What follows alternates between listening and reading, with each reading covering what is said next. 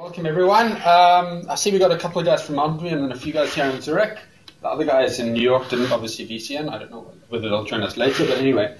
So today I'm giving a brief talk on a project that I started with about 10 other volunteers in probably about, I would say it started in June, July last year, and the effort is basically an introducing programming to kids from the very basic fundamentals. They don't know any program. They don't have any programming background before they come there, and we try and give them an idea of what programming is, inspire them so that they can decide if they want to study it further when they get an opportunity to study it at school. And we've since named this project Umonya since it's grown quite big. And just a brief little thing on Umonya. It's the Zulu word for Python, which is the language that we teach in. A little brief introduction to the IT situation in South Africa. So some schools teach programming in the final 3 years of school. The number, however, has been dropping, and I just asked on one of our mailing lists this just before the talk today, and I found out that there are, out of about 6,500 schools that go through to the final year of school, only about 400 actually teach programming at all. And even within the top schools, I mean, the number has been dropping quite drastically. I remember when I was in school, we had about 36 people in our class, and that dropped down to about 25 at the end of the final year. That same school now only starts out with 10 people in the class. So, and that's out of 150 kids. So there's definitely a loss of interest in South Africa at least, and we're not entirely sure why. But and the other big problem with IT in South Africa is that most of the IT teachers don't come from a programming background. My IT teacher was originally a German teacher. He picked up programming while basically he was asked, "Do you want to teach programming?" And he had no idea what it was. And he taught it, and within a few weeks he was teaching it. And this is a common problem everywhere in South Africa. But the one thing is, tertiary education is quite good. So I mean, I've gone through. I basically started studying programming through school, and I got into tertiary education and studied computer science, and it was actually pretty decent compared to what it's like at schools. But the problem is that many students register for computer science having absolutely no programming background whatsoever. There's even a small percentage of probably about 0.5% to 1% that haven't even touched a computer before coming to university, and they've decided to study. I mean, getting into the software industry in South Africa is thriving. There's an Amazon office in Cape Town, South Africa. Many people outside of South Africa aren't aware of this, but they developed and still maintain their EC2 cloud computing software. And there are a number of other healthy startups which have been going on for about 2 years or so. So that's not a problem at all. So there's a strong need for programmers even within South Africa. Okay. A little bit on background of where our group in particular comes from. Okay. Where we want to come in here and help out with this problem. And what we're doing, we are trying to show kids what programming is about. We're not teaching them. We're not spending 3 to 5 years teaching them everything they can possibly know about computer science. That's not our goal. Our goal is to introduce them, inspire them, motivate them to either teach themselves, because it's quite possible to do that nowadays with programming, or to go back to school when they get into the grades where they can learn programming. They started out, or when they get to university, they have a better idea, do they want to actually take this on? As I said, give them a good first impression and want to inspire them. Very important points. So our course, we gather kids at our university for a single weekend. It's an 18-hour course plus 6 optional hours where we go through with the weaker kids and help them catch back up. And pretty much everyone that comes to our course has absolutely no programming background whatsoever. There are a few that don't tell us about this, but they have taught some of it themselves. But for all intents and purposes, you can consider this as no programming background. We cover all sorts of ages. We had someone who's I think 8 years old at this previous course this past weekend. We go all the way up to 18 years old. And also we cover all backgrounds. We had about 50 we taught about 100 kids this past weekend. Out of that group, there were about 55 schools. So that's on average about 2 kids per school. And many of them are disadvantaged. Some of them are very well off. It's very, very mixed. Okay. The course is very hands-on. We provide 1 computer per kid, which is quite challenging at the scale that we're dealing with. But this at least gets them to get an experience while we're teaching them. They get to actually try this stuff out during the lecture. So while we're giving the lecture, they're actually sitting at the computer trying these things out. We also aim for a very high number of tutors. So we have this past course, I think we got down to about 6.5 kids per tutor, and I think that's one of the biggest benefits of what we do, of why our course is so successful. Okay. As I mentioned before, we chose Python. Number of reasons. Easy to teach. It's used in industry. Okay, not to a great deal, but I mean, Google uses it, for example. It's a big plus, open source, which we'll get onto later. We're very open source heavy. Some feedback on using Python from the previous course. Python is much easier to use than JGrasp, they meant Java. Print Hello World, so much simpler. Programming Java, I don't really like. Programming Python, I love. It is much easier and you don't have to put in semicolons and curly braces. One can't remember all those nonsense. In Python, things are straightforward. So, I mean, these are coming straight out of the kids. We had no idea, no sense of what is this Python. We're learning Java at school. By the way, this is the rare couple of cases which have learned some programming themselves. So it definitely comes. We definitely are getting good, very positive feedback from using Python. We find it much better than teaching Java or Delphi, which are the 2 languages taught in South Africa. But I mean, that's debatable. Another question that might come up is why don't we use toy languages such as Scratch? We're a bit skeptical of that. We believe that's more for a younger age group. I mean, that's a whole discussion on its own. I'm not going to get heavy into that. Okay, the scope of our course. We start off with an optional maths class or Ubuntu demo. Remember I said we had some kids going down as early as like 8-9 years old. The majority are around about 11-12 years old. There's some older kids. Many of them do not understand have had no education in what algebra is. So when we teach them programming and we try and teach them the concept of a variable, they're lost. You have to first teach them what a variable is. It's much easier if you teach them what a variable is in maths is, and so that they're all at a bit more of an even level playing field before you actually start the main part of the course.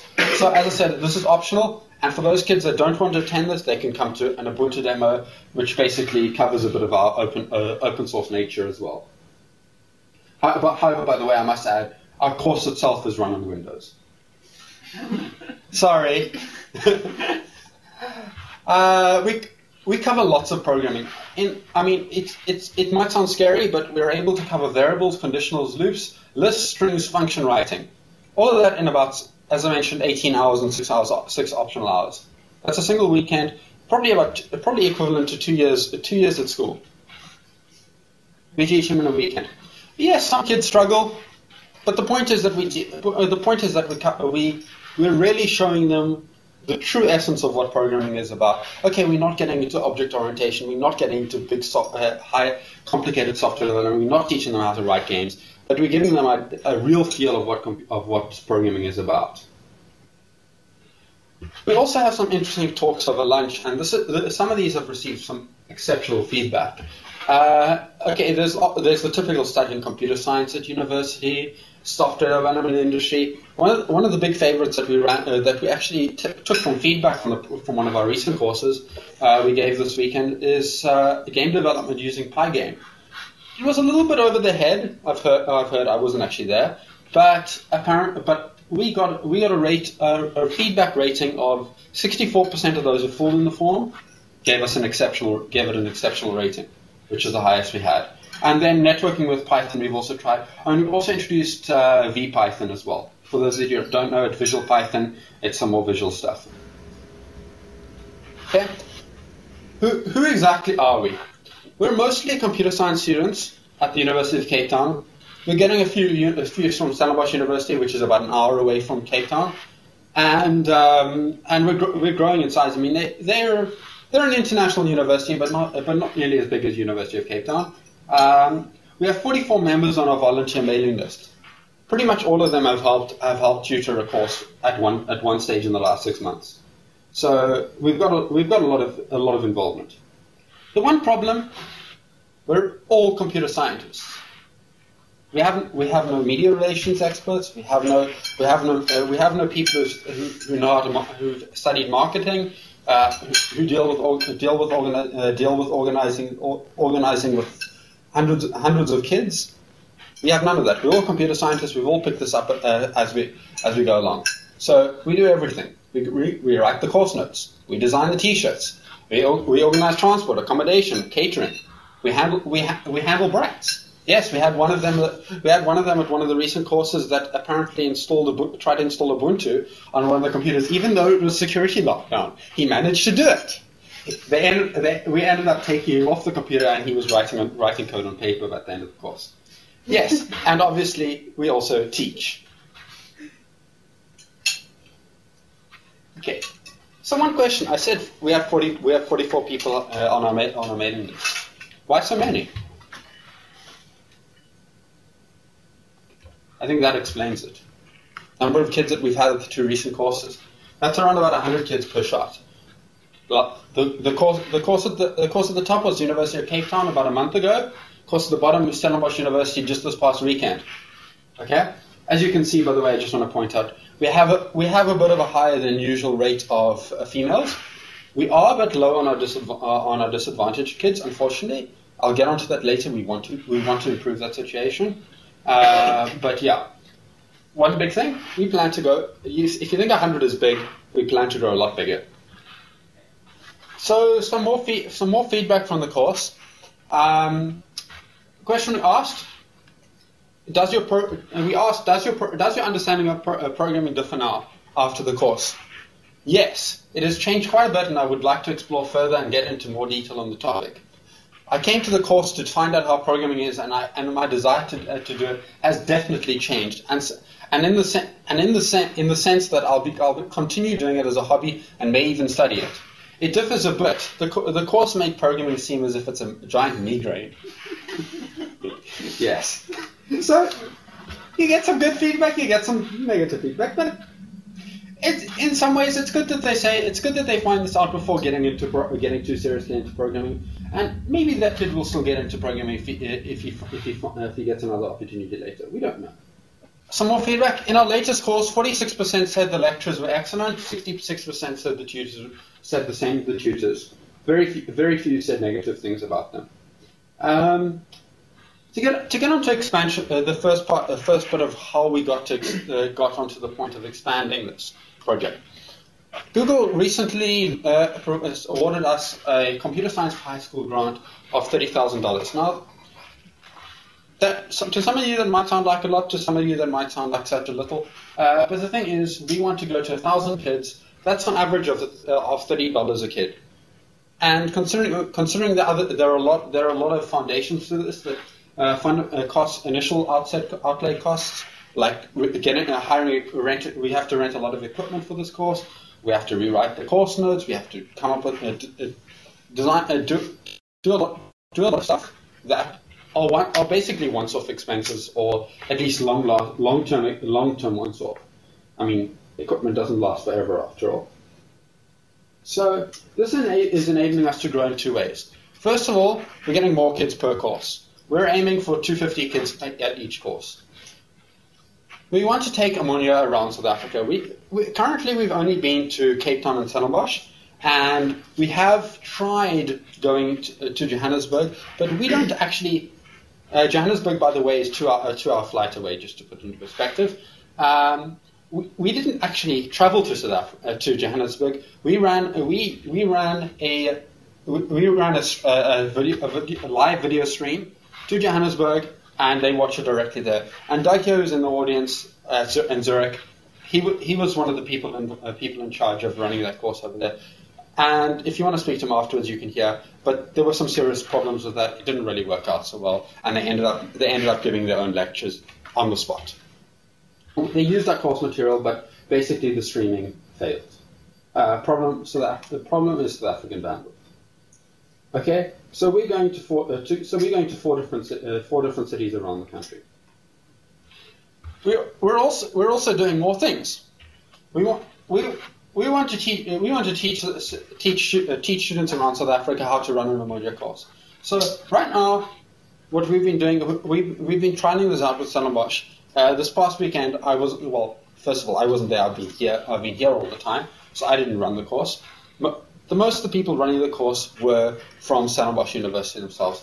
I mean, the lecturers were from Cape Town, but most of the tutors, the main organizer, and everything else was from Stellenbosch, and they did all the selection and all that sort of stuff. We want to basically go around. One of the main incentives is that in the medium term, maybe only the long term, we don't know how long it'll take, but we want to inspire them to be able to run their own course with less and less support from us. So we don't have to fly as many people up as we are currently planning on doing. We want to also write new course notes and exercises. So far, what we did is we swiped course notes from another course that were open source, of course, we didn't deal, and we use them. Unfortunately, it's targeted at a university level, not at high school kids, and the emphasis is not on computer. Emphasis of the notes is not a computer lab teaching environment. So we want to write the notes such that are more targeted towards what we need. Some of the exercises way too high level for these kids. They cannot possibly get to them in a weekend. So we need to write new, simpler ones. We also want to reach out to disadvantaged schools. Very important point that I'm meeting some people as soon as I get back to South Africa next month to try and work out a plan to advertise out more to disadvantaged kids. Find out why not enough of them are applying. Offer them transport grants or something like that. Give them some incentive to get the number up. I mean, South Africa's got a population of more than 90% non-white. Yet we're probably only getting about 20-25% non-white at our course. We need to change this. The other thing is we want to develop a long-term post-course plan. Currently, we're doing a weekend. They go home, and if they want to carry on further, they're on their own. We've tried a system where they came in. We let them come in every week for an hour course at the university if they were interested. We had about a 30% of the kids coming to that. But the thing is, every time we finished a new course, we got a new supply of kids coming in. All of a sudden, the two groups couldn't mix together because they were at different levels. And even within the same group from the same course, same weekend course, you get them. Some of the kids running ahead, some of the kids lagging behind. So we want to try and work on a method that actually is far more scalable, first of all, and far more long term than just entirely relying on us.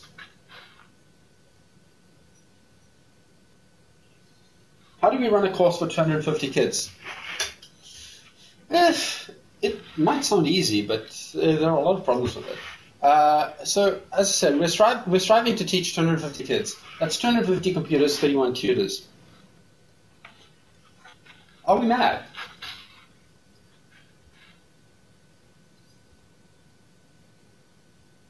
How do we find so many kids, first of all?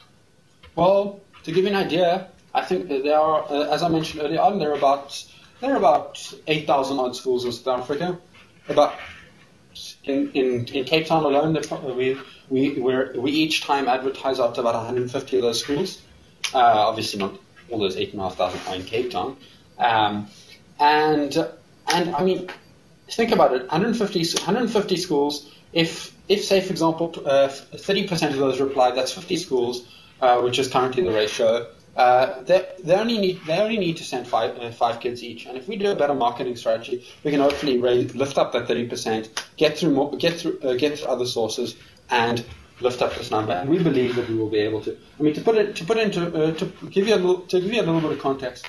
This recent course last month at the University of Cape Town, when we accepted 100 kids, we had about 220 applications applying. Now, some of them, we get a school, for example, submitting 30 applications. We're not going to accept all of them. Our incentive is not to go and teach a school. We're teaching the region. So that's why this is a little bit more problematic than it might sound. Okay. Yes. Question. How do you reach 150 schools? We send out an email to the teachers or principals. We send out flyers and posters and that sort of stuff via snail mail. And yes, snail mail is still the best thing in South Africa. And there are a bunch of mailing lists. There's a mailing list with about 500 IT teachers in South Africa, and obviously not all of those are in Cape Town, but yeah, you get those, and they can advertise out. For next year, what we're planning on doing, because we're going to get more people, and we're going to go out to around the country. We're going to go out and there are maths digests that get sent out to about 2,000 schools in the country. We're going to put a flyer in that. There are other maths mailing lists. Generally, the maths equivalent stuff to what we're doing. They have a much wider reach. I mean, they've been going on since like the 1980s or something, like with a serious training program. So they're much further ahead in terms of that, and we're just leeching off them. And I mean, math teachers know kids who might be interested in programming.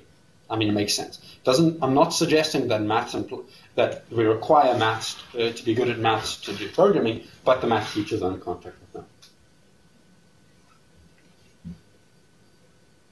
Okay. How do you find a big enough computer lab? We don't. We stream video to multiple labs. This adds a very big level of complication, but we have a couple of very good students that do an excellent job of this. They basically take over control of this entirely. But of course, that costs money. So that's where the Google grant comes in, partly.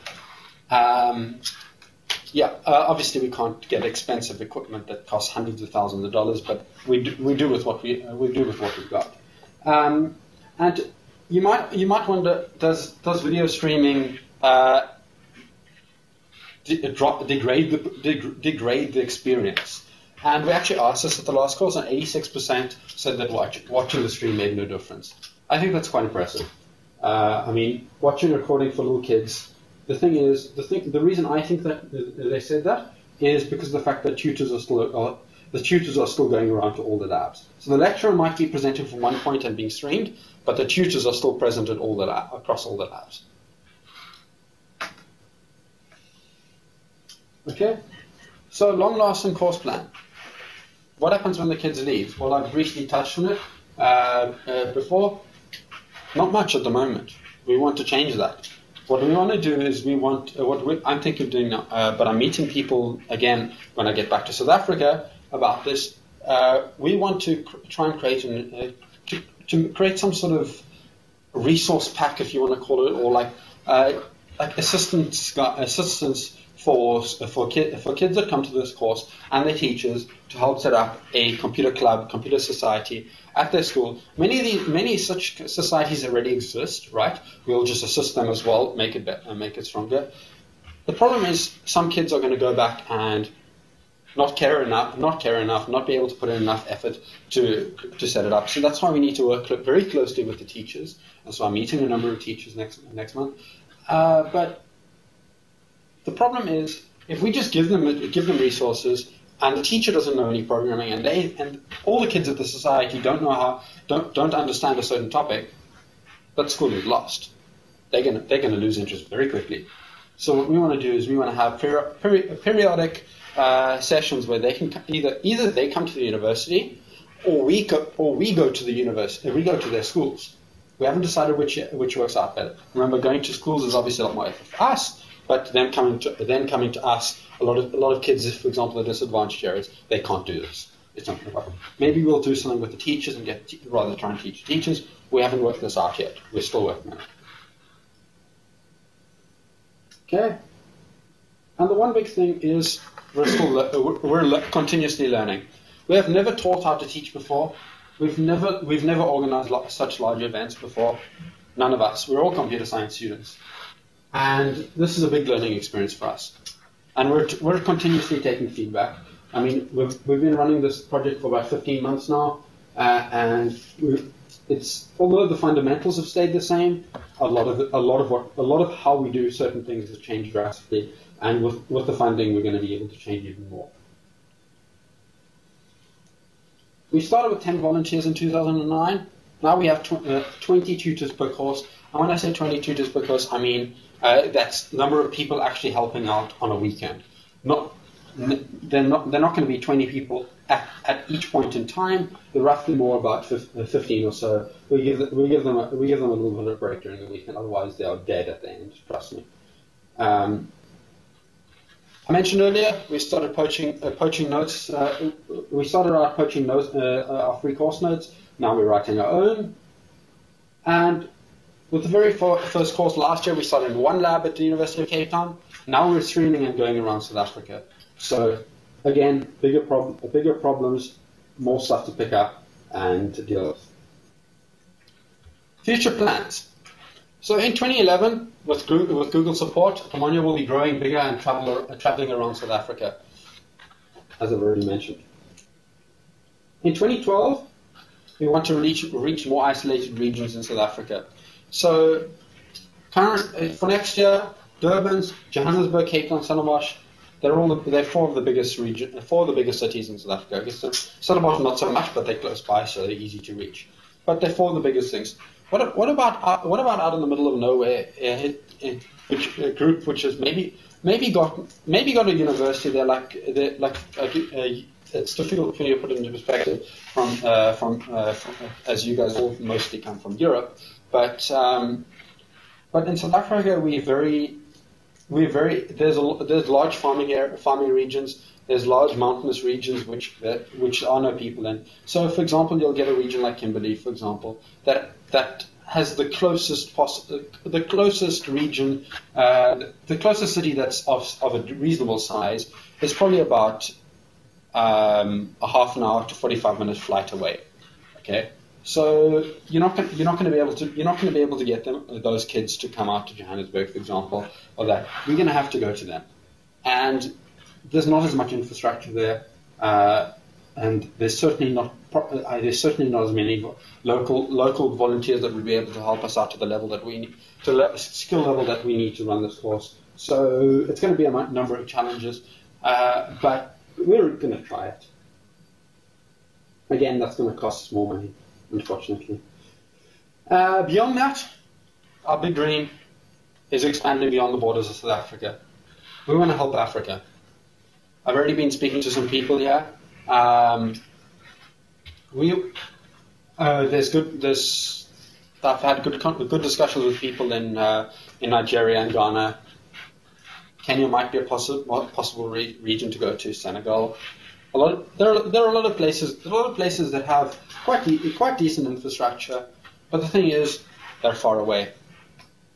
So we're gonna have to work on a strategy to how we can assist them, how we can take fewer of us, take them to the local region, to that country, and basically we be the support infrastructure rather than us running the whole entire thing. Because I mean, to run this course, as you've seen already, requires a lot of manpower, a lot of skilled manpower, and we can't possibly fire all those 20 people to Nigeria or Ghana. It's going to cost way too much. Well, unless Google are very generous, but I don't think they're that generous. Exactly. Question: if you're interested, how can you help? We're a very open community. we're constantly looking for more hands. We might have 44 people, but with the problems we're facing, yeah, there's a lot of work still to be done. Tutoring and a course, help finding local tutors. Obviously, if you're not in South Africa, very difficult. But I know there are 2 people here that have offered to fly down to South Africa to at least help out and observe and maybe run it in their own country. Making some aspects more scalable. As I said, we're moving from 100 to 250 kids, a number of problems. What happens if all of a sudden we start marketing this heavily and we get 1,000 applications? Working through that 1,000 applications to find 250 kids to take, not easy, trust me. When we're dealing with 200 odd applications and we have to select 100, it's difficult enough. How do you do that? When you've got 250 kids coming and you need to give them even just name tags. Sounds simple enough, but there are little problems that need to be made a bit more scalable. How do you deal with all the queries that come in? I mean, we're all volunteering our time. This isn't our spare time. We don't necessarily have time to answer 100 queries a day if we're going to get that. So we need to consider in the future maybe hiring a secretary or something like that. I'm serious. These are the sort of things. And also the other thing is, if we're going to run this in other regions and expect other people, those local people, to run the course in the future, we need to somehow come up with a full package of package the course up into here's the course, here's how you run it, all instructions included, but make it simple enough so that they can run it with our support coming there to a small extent, but afterwards being able to run it on their own. There's writing a new application review system. As I said earlier, reviewing these applications takes up so much time. We want to make this easier. There's a lot of ideas we have there. We're going to be writing a new course notes and exercises. That's easy to help remotely if you want to. If you want to get involved, just let me know. Turning the course notes into a complete package. I mentioned that. Developing a solution for disadvantaged kids. I mentioned that early on. It's a very difficult problem, and especially if those of you like Doug, who's from Africa, you guys have a better idea of how to deal with this problem. I mean, we can try our best, but those people that come from those backgrounds, you have a much better idea as how kids are going to take to us. For example, if we're going to offer them a transport stipend, are they going to go and say like, we don't want this money, we don't want to take from rich kids or whatever? I don't know. Then there's other aspect of tailoring the Umonya course to new environments. If we take this to Ghana, what happens if they don't have enough computers? What happens if the kids go? I don't know what the situation is Ghana yet that much. What happens if they go home and they don't have access to computers? Are we going to have to find out a solution to get them computers?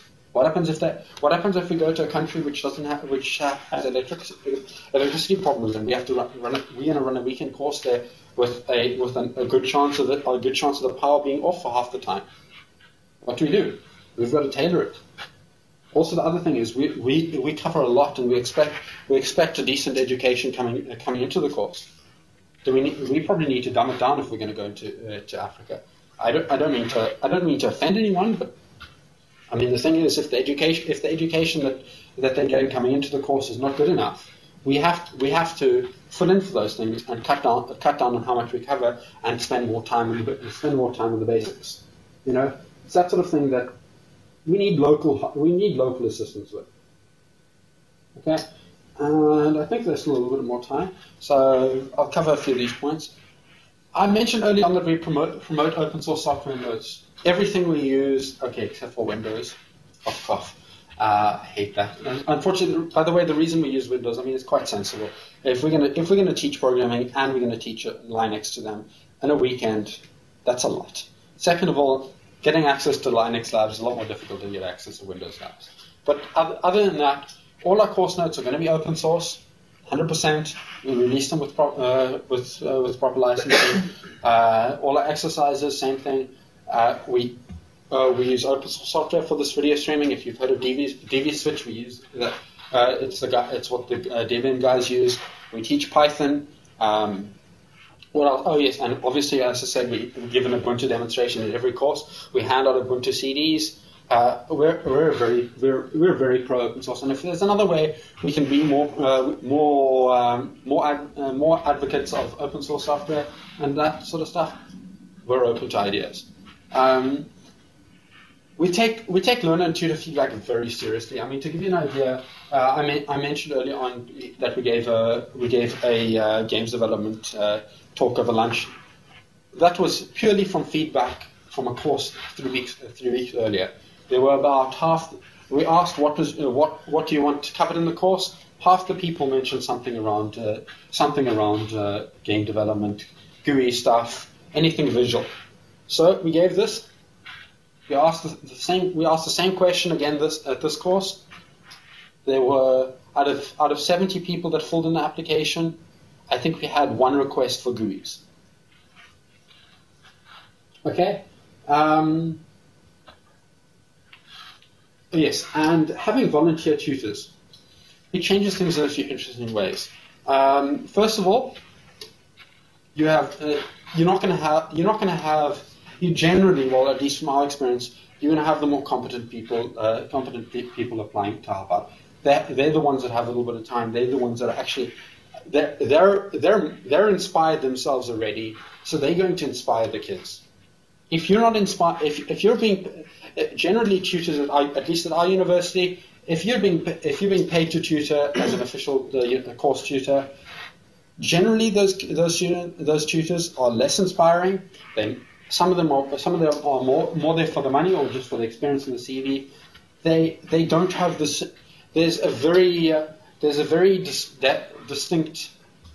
I mean, to give you an idea, to put it into perspective, I think out of the 40 people that have helped tutor this course, I think 5 of them have tutored for a course at university before.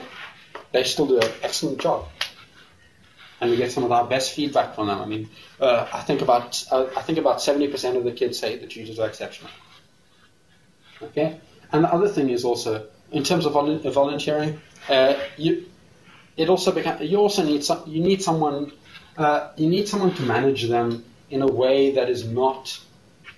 You can't expect things from volunteers. You know, you have to kind of go with the flow. Yeah, if they want to do, if volunteers don't have time to do something, you've got to very quickly adapt to what you can reasonably expect from them.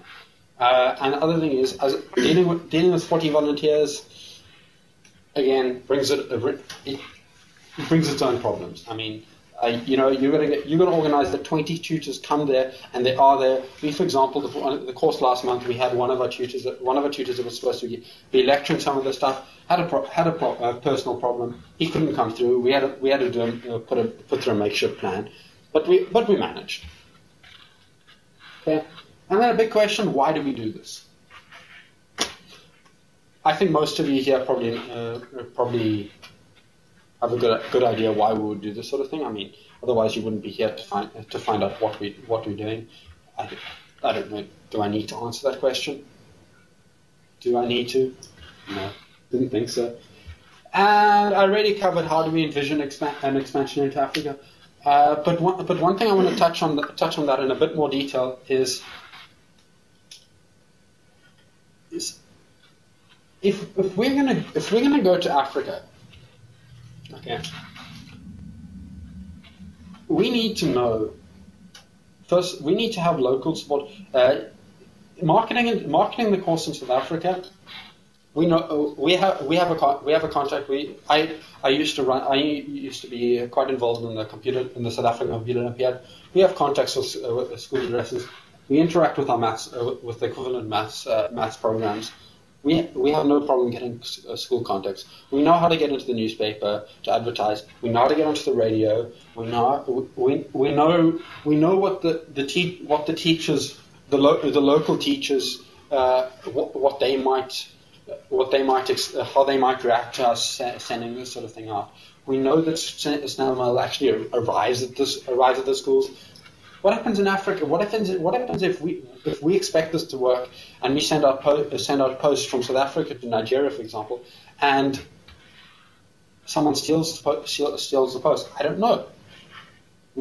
Some things this simple, things this fundamental, we need local support with, and finding a computer lab sounds like a simple problem. Find a university, but what happens if the university doesn't want to offer up the computer lab? You know, do we have to pay for it? Do we have to pay for computer lab usage? Do we have to rent computers? That becomes very expensive. Renting computers for a weekend for even just 20 kids starts getting frighteningly expensive, and it's things like that.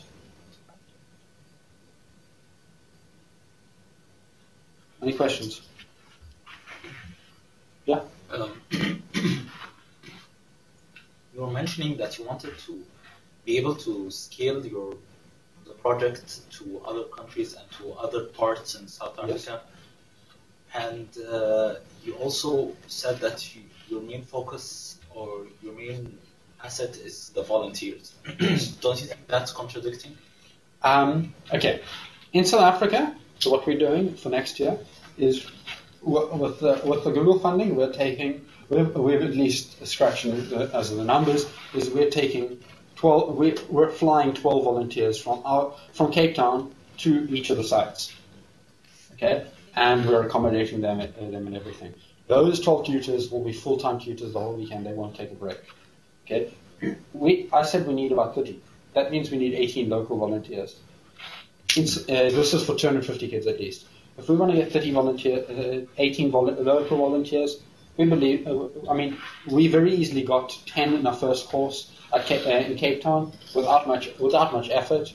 We believe, at least we hope, and it all depends how it turns out. We have to be flexible. Yeah, as I said, we are hoping that we'll be able to get enough local support. It does appear that we will be able to get enough people at least in Johannesburg and in Durban, from our initial research.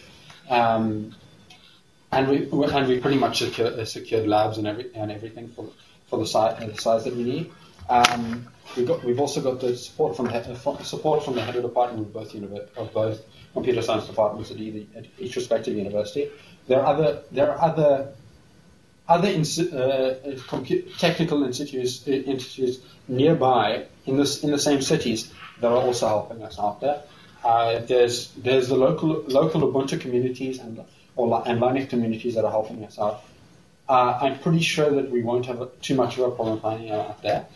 The problem becomes when we want to go to the more remote areas, like as I said, Kimberley, which is an hour away from Johannesburg, a small little community that doesn't have that doesn't really have a focus on computer science. That's going to be difficult. And we may end up having to fly even more people up. We might have to fly 12 people up to run a smaller course. We don't know. We haven't investigated this at all. It's more of a we would like to do this. We will worry about it once we've seen what it's like going into these other. We basically want to take steps at a time. We don't want to think ahead to completely solving Africa before we've even gone outside of Cape Town. That would be silly. Don't you think you should focus? If you want to scale it, you should at least start considering non-volunteers for your non-volunteers, project. Paying volunteers. Pay people full-time or part-time. At the moment, we've got a very negative attitude towards paying people. We rather give out. We take them out. We feed them very well. We give them nice swag, T-shirts, and that sort of stuff. We've been giving the last course we gave out flashes. It's small contribution, but the thing is, at the moment, it's enough. And if you start mixing volunteers with people that are paid, you start introducing problems. Are the existing volunteers going to decide that they all of a sudden they want to get paid now? Are the existing volunteers going to say, we helped set this up, why aren't we getting paid? Why aren't we getting paid for what we did to get this up and running? Then the other thing becomes, if you're going to suddenly pay people, you're all of a sudden going to get people saying, I want to come and tutor, but you're all of a sudden full. You don't have enough space. But why are you taking that person, not me? We don't want to. We want to try and avoid those problems if possible. I mean, obviously, if it comes to the stage where we have to start considering doing this, we will make a plan. But right now, until we get to that situation where we need to do that, until we're desperate, we're going to try and avoid that. Because also remember, flying up a volunteer from Cape Town to Johannesburg costs around about $100. Accommodation for a weekend is probably going to cost less than that. So, say for example, $150. Paying a volunteer for a weekend, if you're thinking about this is a full 18-hour weekend, 18 hours, 150. That's less than $10 an hour. What would you rather do? Pay someone to fly up that you know is going to do a good job, or pay some local person that you have no idea what he's like to do this. Which would you prefer? And it pretty much equates to the same amount, as I said. $10 an hour is roughly what you're going to pay these sort of people if you start paying. And if you start paying professionals, you're going to have to pay even more. You see what I mean? Yeah. It becomes. We've thought about this, and definitely a lot of people have raised this question.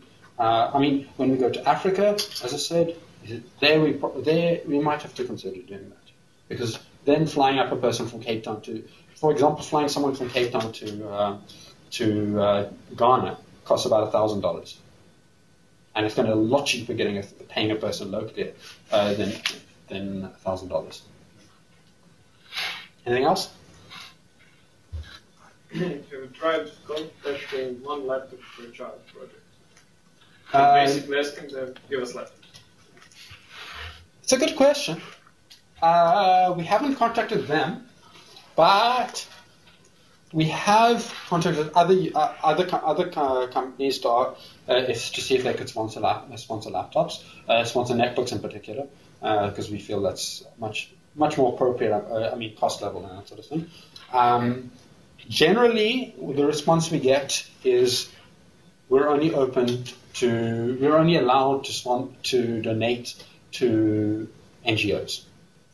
We're not an NGO. We're not registered in an NGO yet. NGO, non-government organization. The problem with that is it just adds another level of complication. And right now, we've got a lot of other things to worry about, and we'd rather focus on developing the course first, and then worry. And then once we've got everything, once we've got all of the current problems sorted out, then worry about that. Because otherwise we're taking way too many things, and without solving what we currently need to work on. You know what I mean? But that's a good point. And by the way, another thing that I forgot to mention.